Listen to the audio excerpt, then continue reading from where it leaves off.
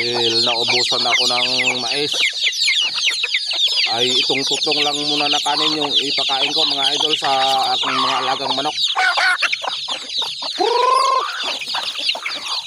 Alright, let's go.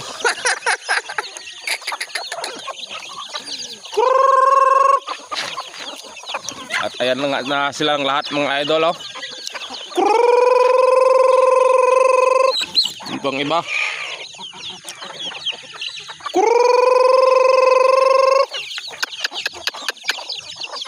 Ayan, silang lahat mga idol. At ito si Kulot mga idol, oh.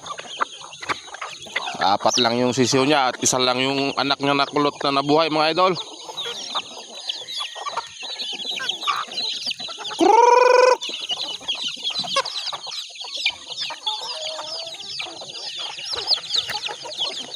Ayun, bagong pisa ako, 2 na lang sisiw.